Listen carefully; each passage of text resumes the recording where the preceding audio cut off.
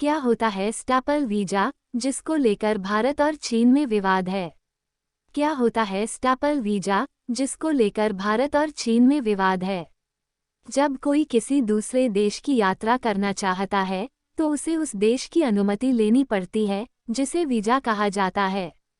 इन्हीं में से एक स्टेपल वीजा भी होता है, जो आजकल चर्चा में है।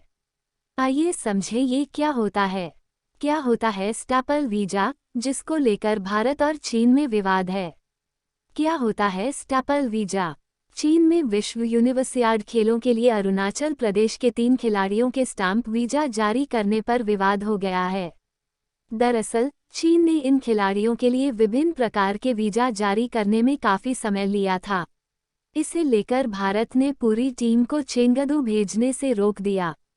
ऐसे में आइए समझते हैं कि आखिर ये स्टेपल वीजा क्या होता है और बाकी के वीजा से ये कितना अलग है। चीन ये वीजा क्यों जारी करता है और भारत सरकार को इससे क्या तकलीफ है? क्या होता है स्टेपल वीजा? जब कोई व्यक्ति किसी दूसरे देश की यात्रा करना चाहता है, तो उसे उस देश की अनुमति लेनी पड़ती है, जिसे वीजा कहा जाता है।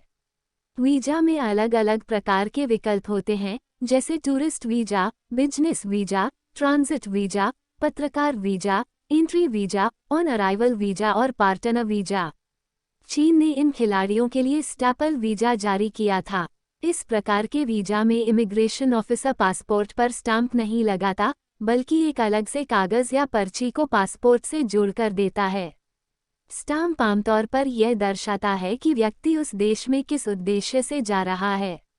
नत्थी वीजा में व्यक्ति के पासपोर्ट के साथ एक अलग से कागज पर यात्रा करने का उद्देश्य लिखा होता है। इमिग्रेशन ऑफिसर उस कागज पर स्टाम्प लगाते हैं। इसे नत्थी वीजा कहा जाता है।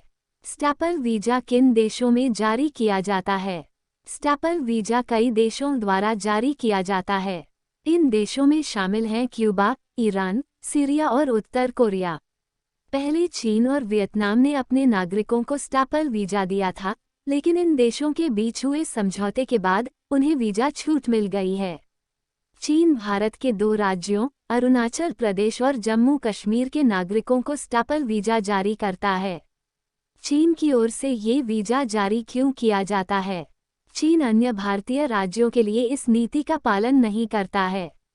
इसका कारण है कि चीन अरुणाचल प्रदेश को तिब्बत का एक हिस्सा मानता है और तिब्बत पर अपना अधिकार जताता है।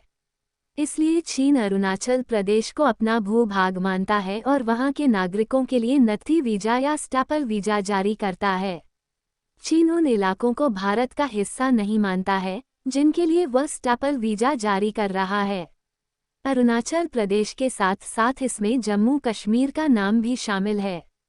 चीन का मानना है कि अरुणाचल प्रदेश उनका हिस्सा है और यहाँ के नागरिकों को अपने देश की यात्रा के लिए वीजा की कोई जरूरत नहीं है। नत्थी वीजा या स्टेपल्ड वीजा क्यों कहते हैं? नत्थी वीजा इसलिए कहा जाता है क्योंकि पासपोर्ट के साथ जिस कागज को जोड़ा जाता है, जिसमें यात्रा का विवरण होता है, उसे नत्थी या स्टेपल किया जाता है। इसके लिए स्टेपलर की सहायता ली जाती है, यानी कागज की उस पर्ची को स्टेपलर की मदद से पासपोर्ट पर जोड़ दिया जाता है। स्टेपलर का हिंदी अर्थ नत्थी करना होता है, इसलिए इसे भी नत्थी वीजा कहते हैं। इसके पीछे चीन की क्या रणनीति है? वास्तव में नत्थी वीजा वाले किसी व्यक्ति को अगर काम समाप्त होने पर अपने देश लौटना होता है, तो उसे पासपोर्ट के साथ मिलने वाली पर्ची को फाड़ दिया जाता है। इसी पर्ची पर यात्रा का कारण और स्टाम्प होता है। साथ ही उस देश में एंट्री और एग्जिट पास को भी फाड़ दिया जाता है। इस तरह यात्रा करने वाले व्यक्ति के पासपोर्ट में यात्रा की कोई जानकारी नहीं रह जाती। भारतीय सरकार और प्रशासन के लिए यह सुरक्षा के मामले में बड़ी चुनौती पैदा करता है। क्या है चीन की चाल? चीन इस नत्थी वीजा के माध्यम से भारत के खिलाफ साजिश रचने वाले लोगों को चीन में आमंत्रित करके भारत को कमजोर करने का प्रयास कर रहा है।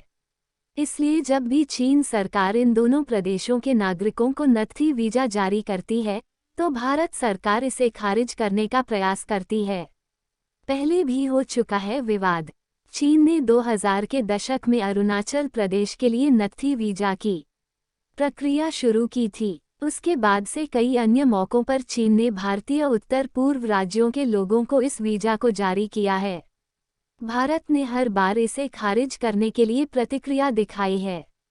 साल 2011 में चीन ने अरुणाचल प्रदेश के 5 कराटे खिलाड़ियों को इस वीजा को दिया था और 2013 में अरुणाचल प्रदेश के 2 तीरंदाजों को यह वीजा जारी किया गया था। इसके जवाब में भारत ने वन चाइना पॉलिसी का समर्थन करना छोड़ दिया है।